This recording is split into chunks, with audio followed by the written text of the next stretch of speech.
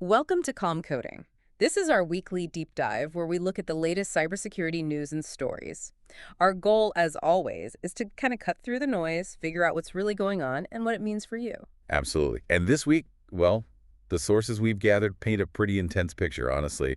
We're seeing AI making threats faster, smarter, some really clever, almost sneaky attack methods, Uh-huh. plus, surprising holes in common systems, big policy debates flaring up. And maybe most interestingly, how much value is being placed on our personal data, especially things like fingerprints and face scans or biometrics. Right. That biometric angle is definitely something. Okay. It's a lot to unpack. Where should we start? Let's kick off with the big one, AI.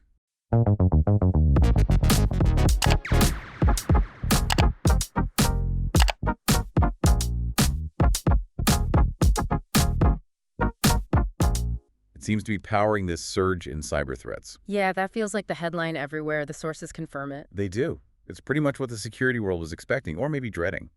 AI isn't just like tweaking old attacks. It's seriously ramping up the scale and the speed. And the numbers. I saw one stat, automated scanning. It was huge. Oh yeah, up 16.7% year on year, which sounds like a number, but it translates to 36,000 scans every single Yeah. second globally. 36,000 a second? Just wow. How does that change things on the ground for defenders? Well, everything just happens faster, right? Yeah. And the net attacker's cast is way wider. All that automation means they're shifting left, as the jargon goes, basically finding and hitting vulnerable stuff much earlier. Hitting what specifically? The usual suspects, mostly. Things like RDP, remote desktop protocol, for accessing machines remotely, lots of IoT systems, smart devices, and SIP, the protocols used for things like internet phone calls. So it's like this constant automated barrage looking for any open door? Exactly. And it's not just scanning. The amount of data being stolen is, well, look at info stealers. Right, you mentioned those. What's the story there? The sources pointed to a 500% increase. 500. Yeah. In the logs available from systems compromised by info stealers. 500%. What does that mean in real terms, like actual data? Think about it.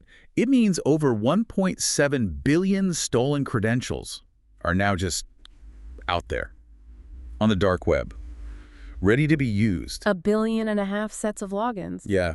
And this isn't just old, stale data. This flood fuels the next wave of attacks. The sources noted a 42% rise in compromised credentials actively being sold. So attackers don't even need to hack you sometimes. They can just buy the key. Pretty much, it seriously lowers the bar for quite sophisticated attacks. It's interesting, though, because we hear so much about 0 days, these super secret vulnerabilities. But the sources say that's not the main story. Not really, no, it's a small percentage. More often, attackers are using what they call living off the land techniques. Meaning? They use the tools and features already on your system. Standard Windows tools, PowerShell, things like that. So they blend in, makes them harder to spot than some obvious piece of malware. Exactly. Much stealthier. And while they're being stealthy, ransomware is still going strong, I assume. Oh, definitely. Hasn't gone anywhere. In fact, the ransomware as a service RAAS model is expanding. It's a whole criminal industry now. New groups popping up, renting out their tools. Any names standing out right now? Who are the big players? Well, the snapshot from early 2024 in the sources put Ransom Hub at the top. Surprisingly, they accounted for about 13% of victims. Okay. Followed by Lockbit 3.0, that's a more familiar name, at 12%. Then Play at 8%, and Medusa around 4%. But, this league table changes fast. And geographically, where are they hitting hardest? Heavily concentrated, actually. The U.S. took the brunt, 61% of incidents. Then the U.K. was 6%. Canada 5%. So North America is definitely the prime target zone. There's a quote from Derek Mankey at FortiGuard Labs. He summed it up pretty well. Yeah, he said criminals are scaling faster than ever using AI and automation. And his point was that defenders need to ditch the old playbooks. What does that mean, ditching the old playbooks? What's the alternative? It means stop just reacting. Move to being proactive. Use threat intelligence. Use AI on the defense side, too. Implement zero trust, basically. Don't trust anything by default, even inside your own network. And constantly manage your exposure, like look at yourself the way an attacker would. Okay, so tying this back to you listening right now, whether you're just one person or work in a big company, what's the takeaway from all this AI-driven scale? It just means the background radiation of cyber risk is higher for everyone. The chances of getting caught in some automated scan or your credentials ending up in one of those billion stolen records, they're just higher. The baseline threat has gone up. Okay, that's a sobering thought. Let's shift from that big picture to some specific, kind of sneaky tactics the sources highlighted, like typos, weaponizing typos. Now, this is typosquatting, but Sure. aimed at the software supply chain. It's a It's pretty clever in a nasty way. Criminals upload malicious software packages to places like PyPI. That's for Python code, or NPM for JavaScript. But the names are just slightly off from popular legitimate packages. like you mistype something when you're trying to install it. Exactly. The examples given were targeting users of Colorama, a Python tool, and Colorizer from JavaScript. The fake ones were named things like Colorama with a 0 instead of an O, or Colorama with an extra A. Easy to miss if you're moving fast. And there was a clever twist too, right? Mixing things up. Yeah, this was interesting. They weren't just misspelling Python names for Python users. They were using JavaScript-style names like Colorizator, but uploading them to the Python repository, PyPI. Why do that? It suggests maybe a more advanced strategy, trying to catch developers who might search across different ecosystems or just type something plausible. It's not the usual pattern. And these fake packages weren't just annoying, they were actually dangerous. Oh yeah, they carried stealthy malware designed to work on different operating systems and built to try and slip past security tools and even trick developers who might just glance at the name. What did the malware do if someone accidentally installed one? On Windows, it dug in quite deep. It set up scheduled tasks so it would run automatically every time the computer started. It also tried to scrape environment variables' system settings. It can sometimes hold sensitive stuff like API keys or passwords. Oh, wow. And yeah, alarmingly, it actively tried to disable antivirus using PowerShell commands. The source mentioned set mpreference -disable IOAV protection. True, basically trying to turn off real-time protection. Oof. Going right for the defenses. What about on Linux systems? Different tactics, but just as bad. Used encoded payloads to set up encrypted reverse shells, giving the attacker remote control. They'd communicate back home using platforms like Telegram and Discord, which is kind of common now for C2, command control. And they'd steal data, sending it out via services like Pastemin. How did they stick around on Linux? Classic persistence tricks, making the malware pretend to be a normal system process like a kernel task. Editing startup files like rc.local or user cron tabs so it would run automatically. Okay, so the good news, I guess, is that these specific bad packages got found and removed. Yes, the ones named in the reports were pulled from PyPI and NPM. But the technique itself, typosquatting, supply chain attacks, that's absolutely still happening. It's an ongoing threat. And this matters to everyone, right? Even if you're not writing code. Definitely. The software you use every day relies on these components. If your bank's app or your company's internal tool uses a vulnerable open source piece, or if one of their developers gets tricked, that can impact you indirectly. So the lesson is, details matter. Check those package names super carefully if you're a dev and for companies. Regular code audits are key. Scanning your own private code repositories for this kind of thing. Maybe even blocking known bad package names at the network edge. It's about vigilance, really. Right. Okay, so moving from sneaky attacks to more, let's say, structural weaknesses. The sources pointed out some vulnerabilities in Linux itself. Yeah, researchers found a couple of tricky ones called race conditions and how Linux handles core dumps. Race conditions. That's about timing, right? Exploiting a tiny window. Exactly. It's when the result depends on which process wins the race to do something first. Attackers can sometimes manipulate that timing. So one flaw, CVE 2025-5054 affects Ubuntu's crash reporter, Apport. It's in versions up to 2.33408, which includes the latest Ubuntu 24.04 and basically every release going way back to 16.04. Wow, that's a lot of Ubuntu systems. It is. The other one, CVE 2025-4598, is in the default systemd-coredump handler. That's used by Red Hat Enterprise Linux 9 and 10 and Fedora 40 and 41. Debian, interestingly, isn't vulnerable to that second one by default. And what's the risk with these? What can an attacker do? It's about information disclosure. A core dump is basically a snapshot of a program's memory when it crashes. It can contain sensitive data, passwords, keys, whatever was in memory. These race conditions could potentially let an attacker interfere with the core dump process and access that sensitive data. How would they do that? Wait for something important to crash. That's the idea. Trigger a crash in a privileged program, then quickly exploit the race condition, maybe swap out a file pointer, or mess with the process ID validation before the system securely saves the dump. The systemd flaw specifically relates to checking a flag that's supposed to control if a dump should even happen.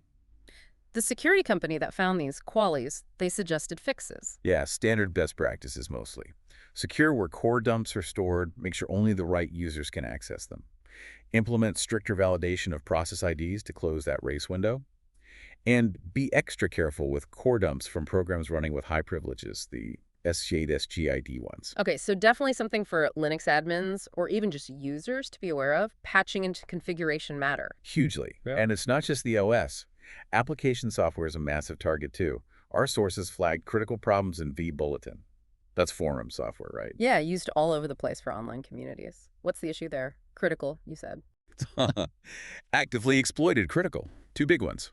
First is CVE 2025-4827.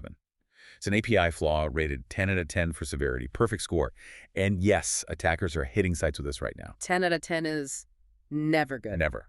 And there's another one, CVE 2025-48828. This one's a 9.0 severity related to template processing.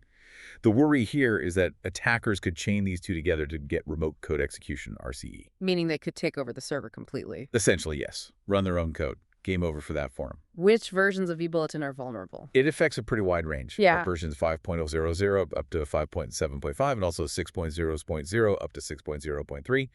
But there's a catch. It specifically needs to be running on PHP version 8.1 or higher. Now, the sources mentioned these might have been patched quietly. Why is that significant? It means vBulletin likely fixed them in recent minor updates, like patch level 1 for version 6, patch level 3 for 5.7.5. But if admins just see it as a minor patch, they might not install it quickly. Ah, so lots of sites could still be vulnerable even though a fix exists? Exactly. Attackers know this. They scan for unpatched systems constantly. So thousands of forums could be sitting ducks right now because they haven't applied that seemingly small update. And vBulletin powers some pretty big communities. It really does. Its design makes it popular, but maybe also gives attackers more places to poke around if it's not kept up to date. So the message for anyone running a forum or even just participating, know what software it runs on and push for updates. Unpatched popular software is just low-hanging fruit for attackers. Absolutely. Okay, shifting gears a bit. Data leaks. Still happening constantly, of course. And the policy arguments around them. There was a big leak involving a U.S. dental firm. Oh dear. What happened there? Researchers found a MongoDB database just sitting unsecured online, wide open. Based on the data inside, it looked like it belonged to a marketing agency that works for dental practices. The name Gargle was potentially linked. So again, not the dentists themselves, but a company they hired. Seems like it. And the database was massive, over 8 million files, including info on 2.7 million patient profiles and almost 9 million appointment records. Oh, wow. What kind of patient info? Please don't say. Yeah, pretty much everything.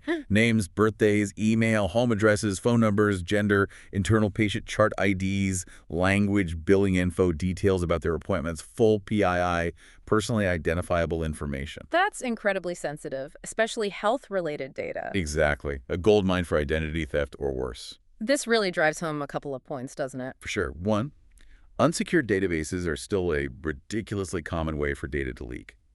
Basic security hygiene failure. And two, it highlights that shared responsibility thing. You trust your dentist, sure. But what about their marketing agency? Or their billing provider? Or their cloud host? Everyone handling the data needs to secure it. Which kind of leads into the policy fight the sources mentioned. U.S. banks pushing back against an SEC rule. Yeah, this is about a rule from the SEC, the Securities and Exchange Commission, that requires public companies, banks included, to report material cyber attacks within 4 business days of figuring out they are material. 4 days seems fast when you're dealing with a crisis. That's exactly the bank's argument. A whole bunch of industry groups, the ABA, BPI, SIFMA, others are saying it's too fast. They argue it adds complexity, strains resources while they're trying to actually fix the problem, and might force them to disclose before they even know the full scope. What else are they worried about? They raise the point that attackers could actually use the rule against them. Like in a ransomware attack, the criminals could watch the public filings and say, hey, you haven't disclosed yet, pay up, or we'll tell everyone, and you'll get fined by the SEC, using it as extortion leverage. That's an interesting angle. And the U.S. reporting landscape is already messy, right? Incredibly messy. Sources mention something like 45 different federal reporting requirements from 22 different agencies. Adding another one. Yeah. You can see why compliance teams might groan. How does this compare internationally? Other countries doing similar things? Well, the sources mention Australia just brought in a rule, but it's different. It requires reporting ransom payments within 72 hours, focused on the money aspect. So for you listening, why should you care about banks arguing over reporting rules? It really hits on core issues. Transparency versus operational security. How much do customers and investors need to know, and how quickly? versus the practical realities of fighting a cyber attack and the burden on critical institutions. It's a tough balance. Okay, finally, let's get to that topic you mentioned earlier, the one about biometrics. This sounds really important. I think it is. The sources are arguing that our biometric data, fingerprints, face scans, iris patterns, is becoming more valuable than money or passwords. More valuable than money. How so? Because it's unique to you. Fundamentally part of who you are. It's incredibly hard to fake convincingly. And the crucial point, unlike a password, you can't reset your fingerprint if it gets stolen. It's compromised forever. And we're using this stuff everywhere now. Phones, airports, banking. Exactly. It's convenient, right. And businesses like it because it can cut down on fraud, supposedly, and make logging in smoother. But that permanence, that's the scary part. It's the huge hidden danger. If a database full of biometric data gets breached, the sources mention the BioStar 2 breach, over 1 million fingerprints and faces leaked, that data is out there permanently. It's a lifelong risk for everyone affected. And it's not just about authentication. There are worries about misuse, too. Big time. Especially facial recognition in public spaces, tracking, surveillance. It raises massive privacy questions. Regulators, like in the UK, are already looking hard at this. Is there actually a black market for this stuff? Can you buy someone's fingerprint? Depressingly, yes. It's emerging. The sources talked about fingerprint kits for sale on the dark web, even bundles combining, say, a selfie with a photo ID. Why that combination? Because that bundle is powerful. It can potentially bypass identity checks that require both a face match and document verification, like some financial services use. These bundles sell for more than just stolen credit cards sometimes. How are regulators trying to protect this data? Well, in places with strong data protection laws like the UK's GDPR, biometrics are treated as highly sensitive. You need explicit consent to collect it, a really good reason to use it, strong security like encryption, and you shouldn't store it longer than necessary. Big fines if you mess up. Are there technical ways to make it safer, besides just trying not to get breached? Some ideas were mentioned. Storing the biometric template on your own device, like your phone, instead of a central server. That way, a big breach doesn't expose everyone. There's also research into cancelable biometrics, ways to create biometric templates that could theoretically be revoked or changed if compromised. But that's mostly theoretical right now, not widely used. And transparency when breaches do happen is vital. So looking ahead, more biometrics seems inevitable. Probably. Which means we'll likely see this digital arms race heat up. Attackers getting better at spoofing faces or fingerprints, defenders developing better liveness detection to spot fakes, using AI to detect fraud patterns. And the laws will have to keep evolving too. So think about it. How much do you rely on your fingerprint or face scan right now? Are you really thinking about the unique risk that it can't be changed? It's not just another password. It's a piece of you becoming digital currency, understanding its value and how incredibly vulnerable it is in a way passwords aren't. That's critical going forward. Wow. Okay, we have covered a ton of ground today. From AI just turbocharging everything, billions of credentials floating around, To those sneaky typosquatting attacks hitting developers. critical flaws in Linux, and vBulletin forum software. That massive dental data leak from a third party. The whole debate about when banks have to fess up after a breach. And wrapping up with this fundamental shift towards our actual biology, our biometrics, becoming the ultimate target. More valuable, potentially, than money. Yeah, the landscape is just vast, complex, and shifting constantly. It feels like everything's a target now, from huge infrastructure down to just, typing a name wrong. And our most personal, unchangeable data is right in the crosshairs. Staying informed, understanding these shifts, it really is the first step in defending ourselves. So here's something to maybe chew on after this deep dive. If your unique biological identity is becoming this prime digital target and you literally cannot change it if it's compromised, how does that fundamentally change how you need to think about security and privacy online? What does it even mean to protect something digital that's intrinsically physically you?